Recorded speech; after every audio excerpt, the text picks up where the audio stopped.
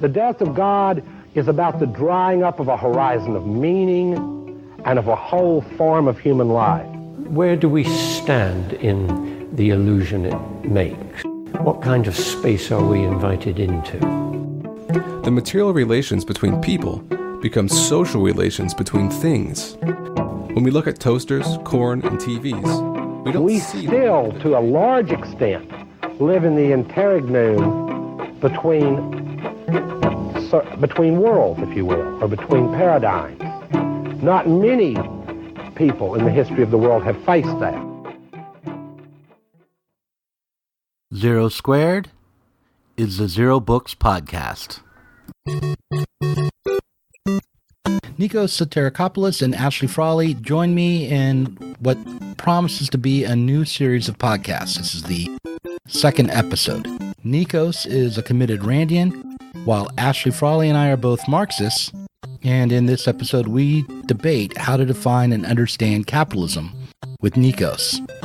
It's Sunday, July 28th, 2019, and I'm Douglas Lain, the publisher of Zer0 Books and the host of the podcast.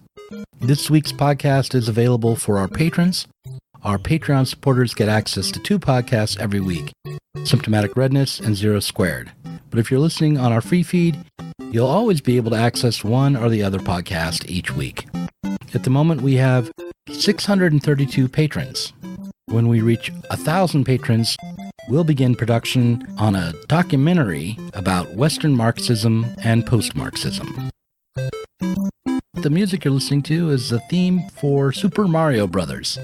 But in just a moment, you'll be listening to Nikos and Ashley and I debate capitalism.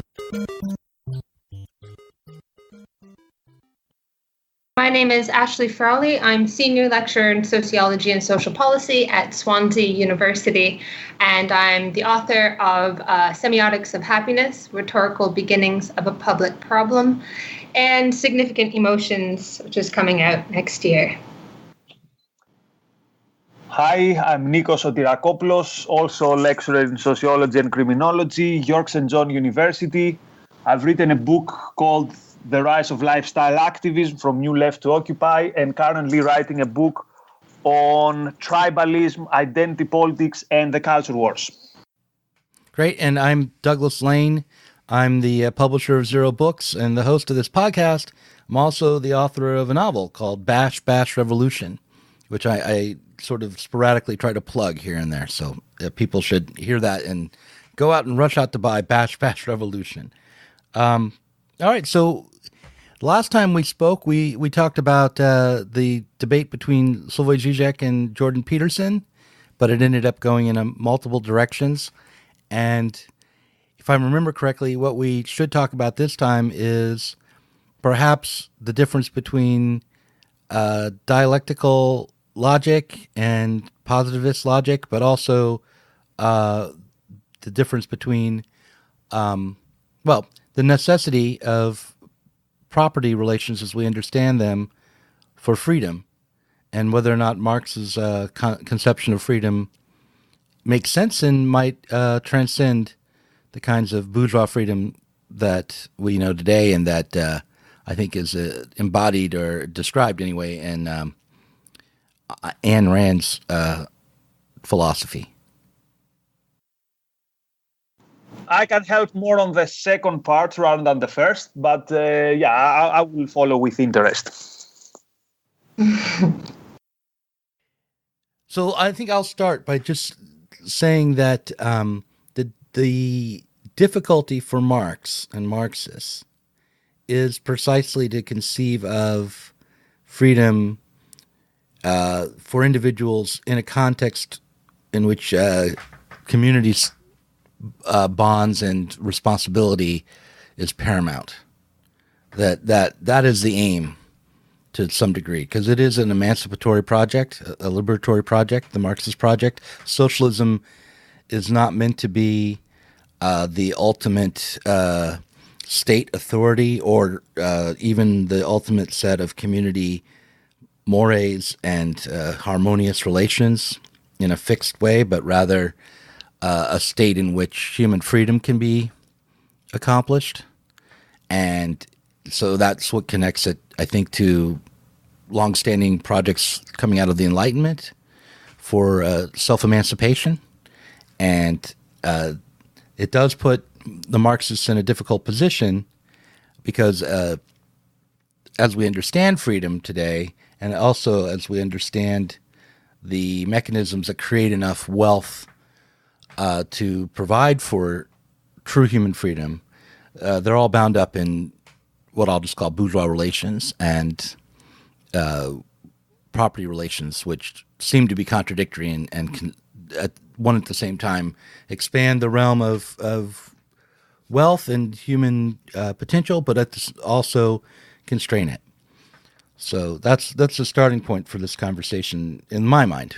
But Ashley, did you want to add to that?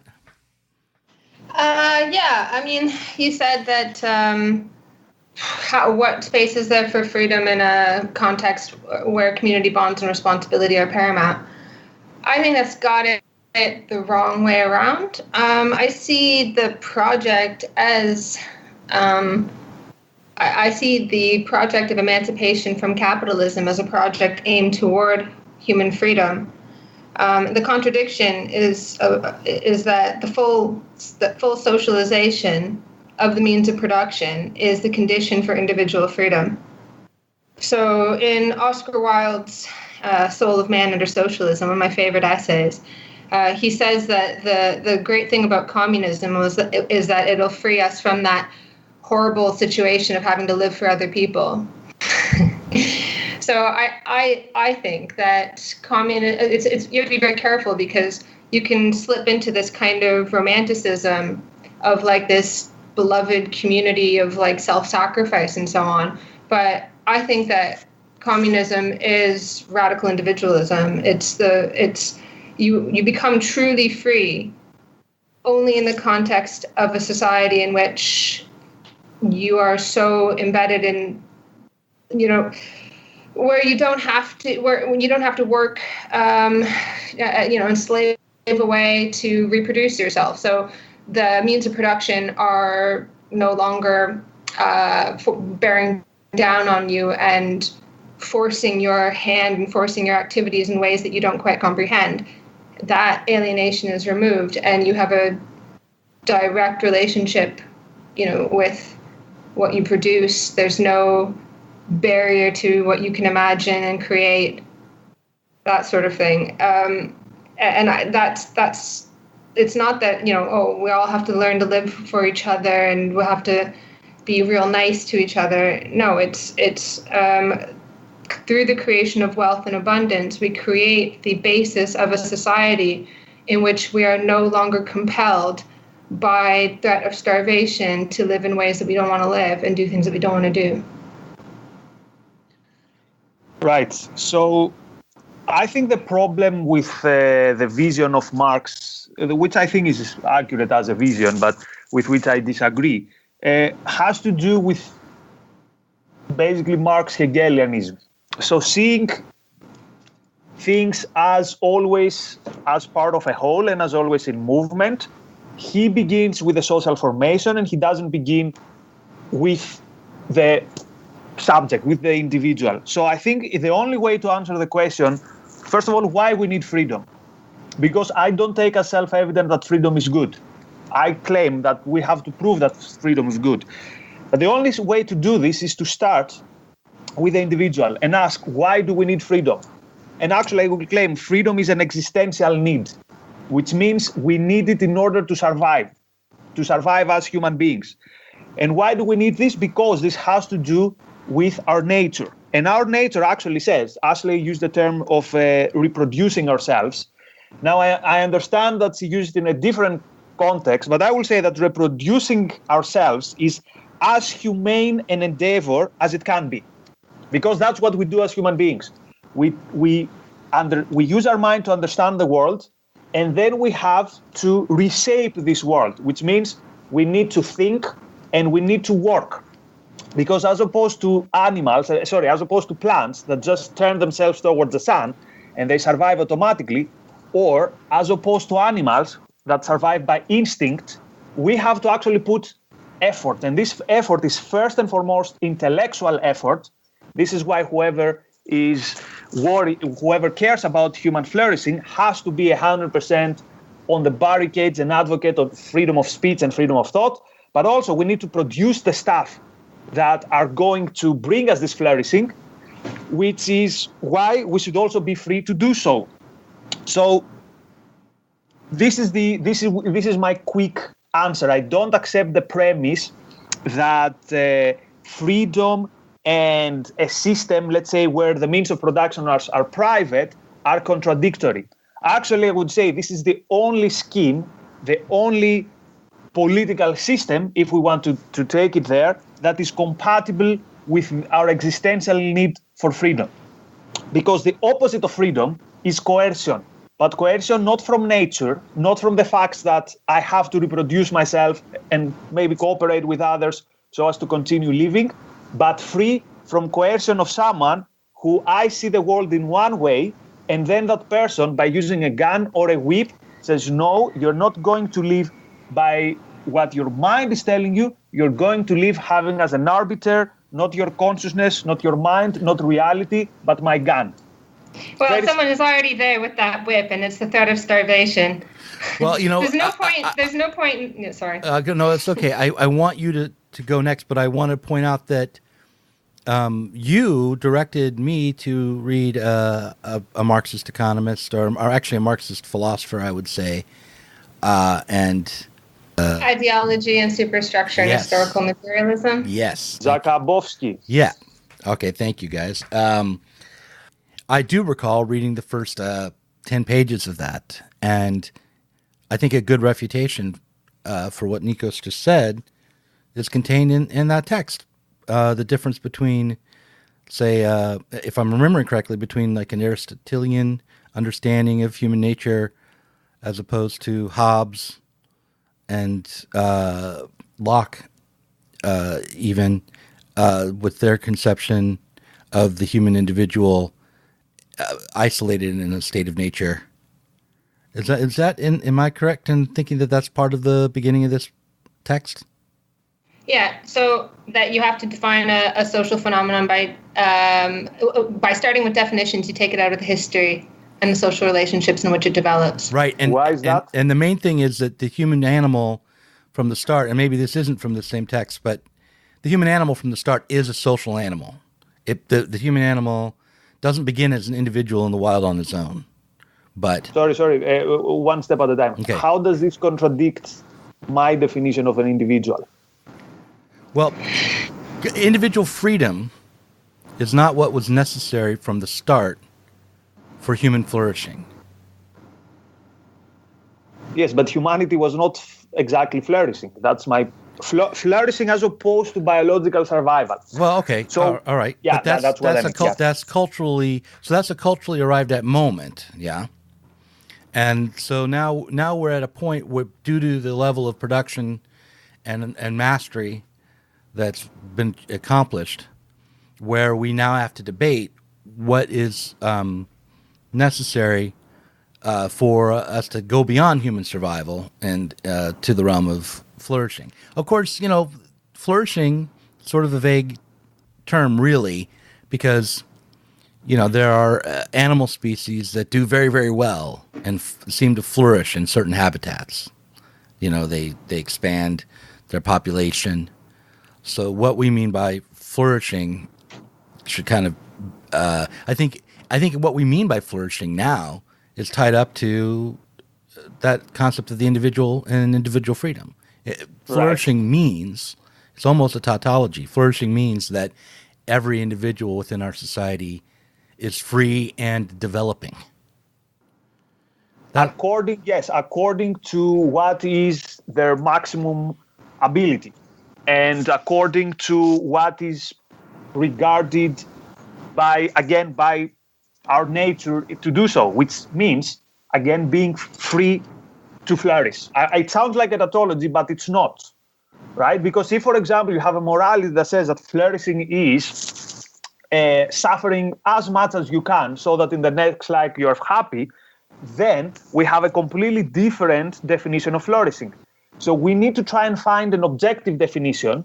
And the only way you can find an objective definition is to say flourishing as related to our existential needs, which is, again, we need to shape the world around us.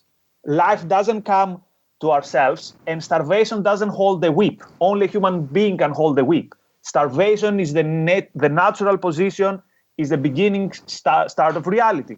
Hopefully, and thank God, we can change nature, we can tame nature, and by cooperating with other human beings, we're way more successful in it. And this is how we overcome starvation. But we cannot say that starvation holds a whip or holds a gun.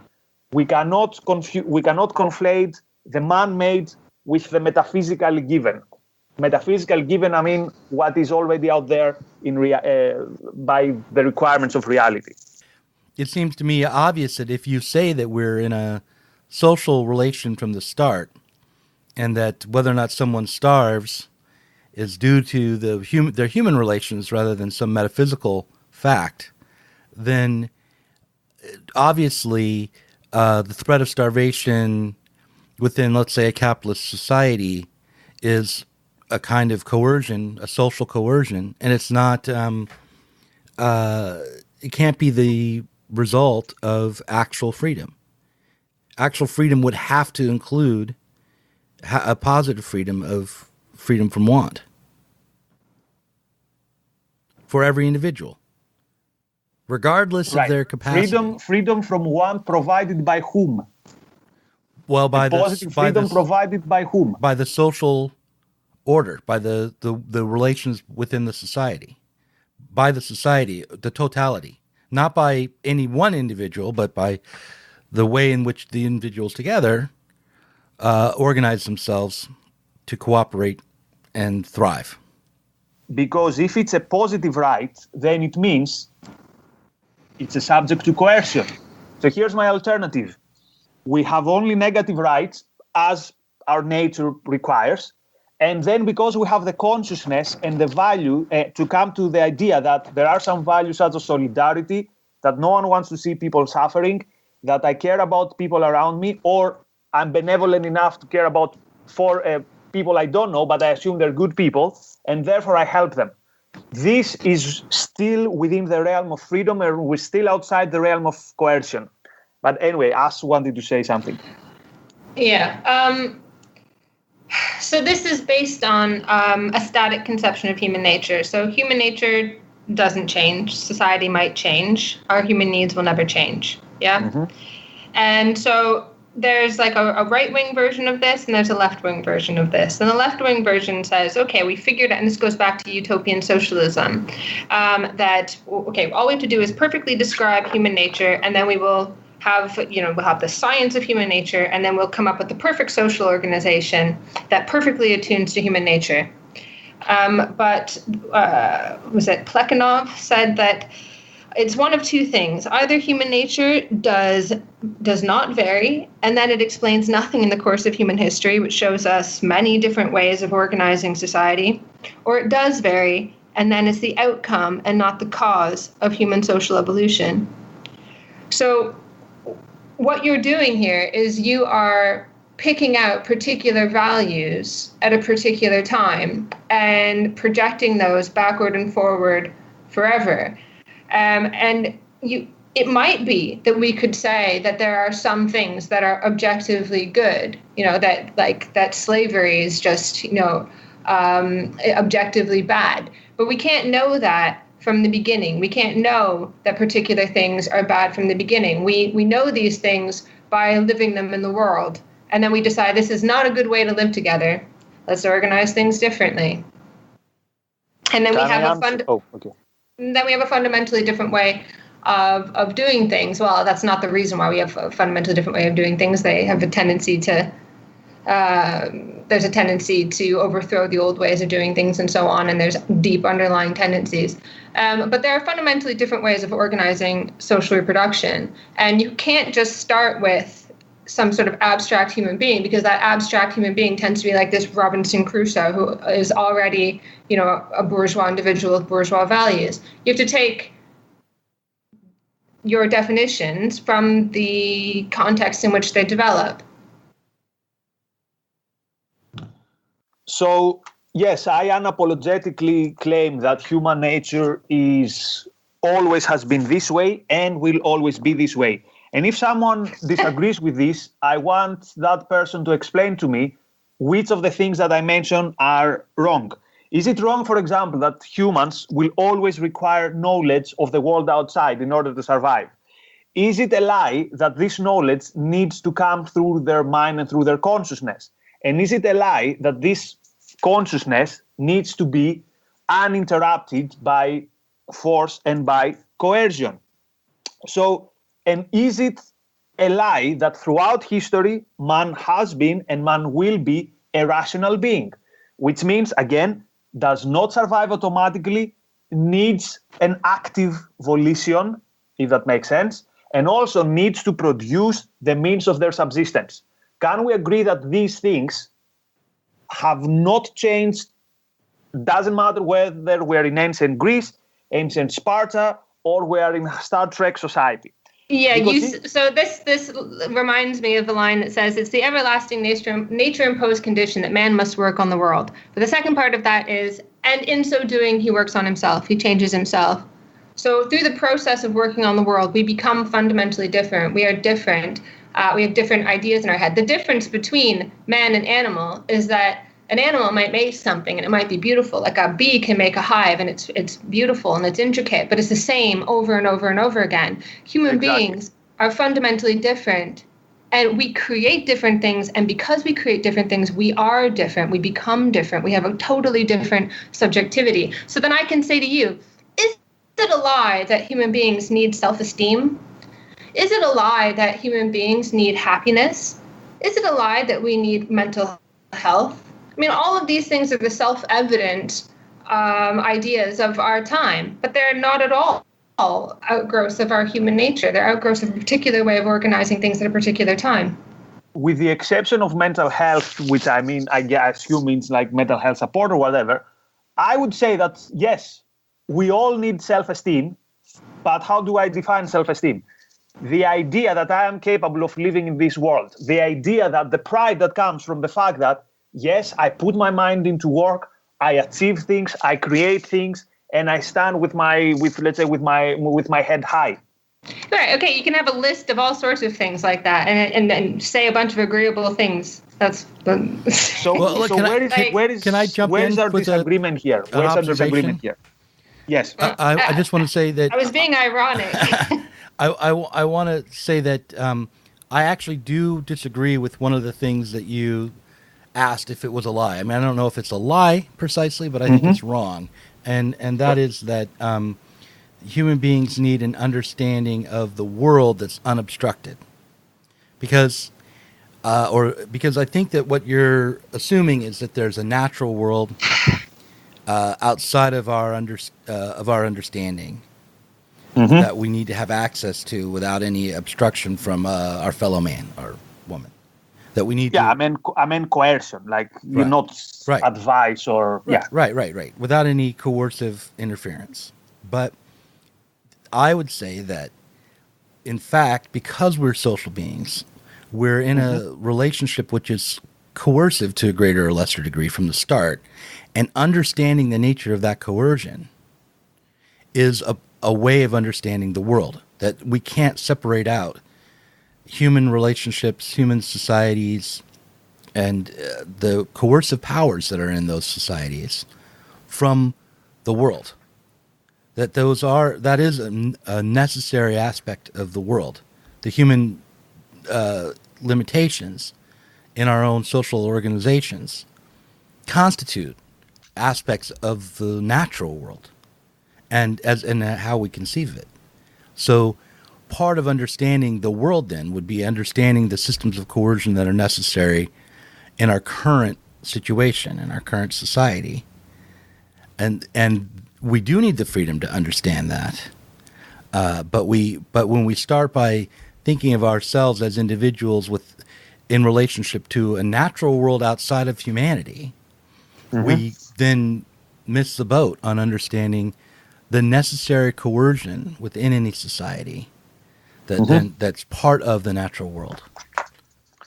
Can I attempt to bridge this difference of ours by using an example of a historic figure we'd all, I guess, like?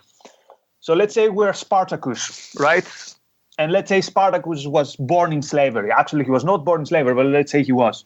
So at some point, Spartacus understands two things. He understands that the law of gravity happens irrespective of whether he's in his cell or whether in his arena or whether he will be a free man in Macedonia. However, he understands that the fact that the Romans hold him as a slave and do not allow him to do whatever he wants with his life, this is not a metaphysically given fact. This is not a natural phenomenon. So he revolts, as he should, and that's why he's a big hero of mine, against the man-made, which is slavery. But he understands that he cannot revolt against, let's say, the law of gravity or against the fact that 2 + 2 = 4.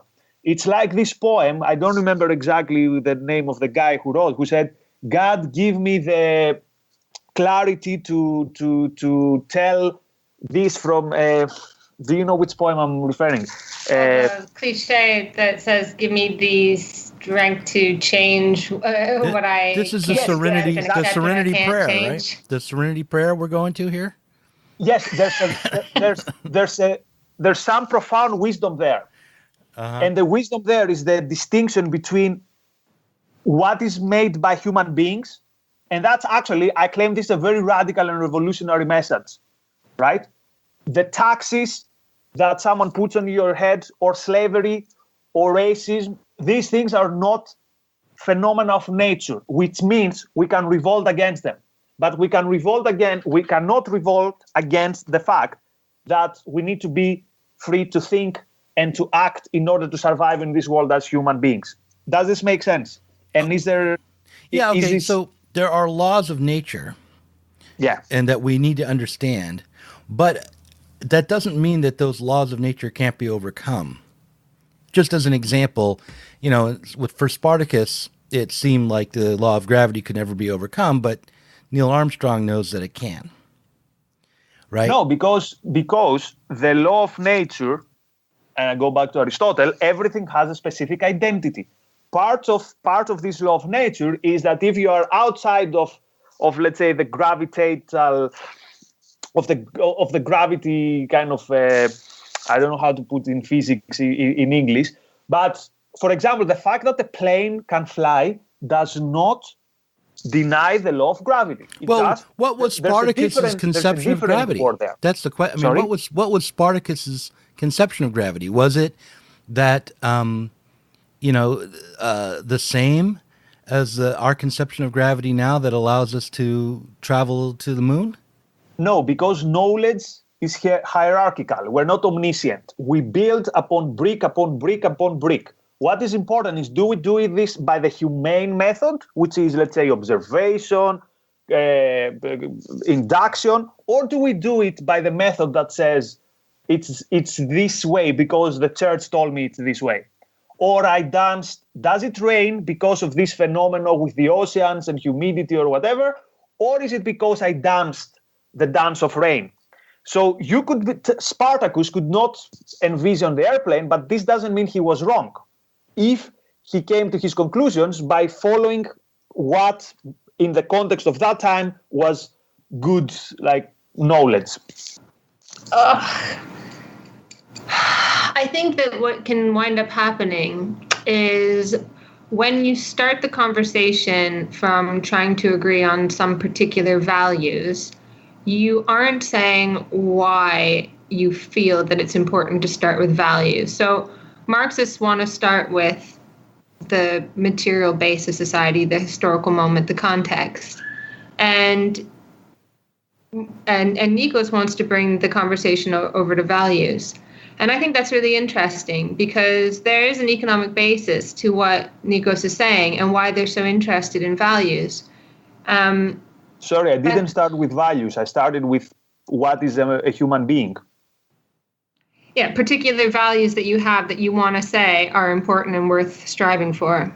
Are there other values that are particularly important for what constitutes existentially a human being that I should have mentioned and I didn't? This is what I'm saying. you want to start at that point, right? And the question is why? Why do you always want to start at this abstract place? All right, let me give a very short answer. Because our discussion is about capitalism or something else, a different social system. So in order to discuss a social system, we need to understand what is a social system. A social system is a way to organize relationship between human beings. Therefore, logically, the starting point needs to be what are the needs of these human beings, right? Because if our existential need, for example, is to make sure that in the next life we're going to go to heaven, what will constitute the good society will be completely different from what will constitute the good society if we accept these premises that I mentioned as existential needs. That's why I cannot start the discussion by any other point rather than, first of all, trying to understand what is an individual, what is a human being, and what does that human being need? Because this is the only way that we can hopefully, even if we disagree on our philosophies or our politics, we can reach an agreement on what would a good political system look like. Because it would have to accommodate. There it is. Yes, because it would so have to. So our discussion. See, there's the difference between Marxism. See, you want to have a prescriptive discussion about how things should be. A Marxist wants to have a discussion about how things are. Because if you have a prescriptive, I find it really funny how it's like, well, we're going to start with what would be this perfect thing and this total human freedom and miraculously we come out to exactly the way things are right now. Case closed. Sorry. So wait. The way. So you start out with what would be the most just way? What could we all agree on?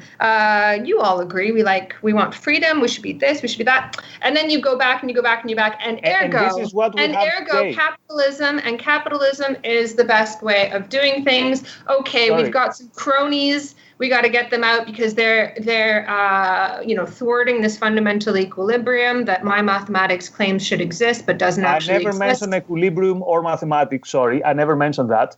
Also, I never mentioned that out there's anything even closely resembling that system. That's why I consider myself a radical and I want to change it. That's what I'm saying. No. In the real world, that equilibrium doesn't exist. Of course. Which equilibrium? I never mentioned any equilibrium. Equilibrium of capitalism, where supply meets demand. That capitalism works perfectly on paper. I never mentioned supply or demand. I've never mentioned these things. But we're kind of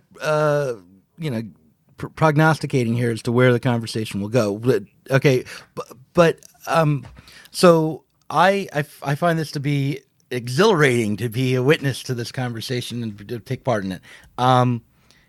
I definitely think that we want to get to a point where we're no longer debating things in the abstract and trying to figure out what the human being is in the abstract, and that Ashley's absolutely right that the way that you usually start if you're on the left as a Marxist is that you want to describe what is now and then to kind of figure out how the process of becoming that led us to this moment and where we need to go from here.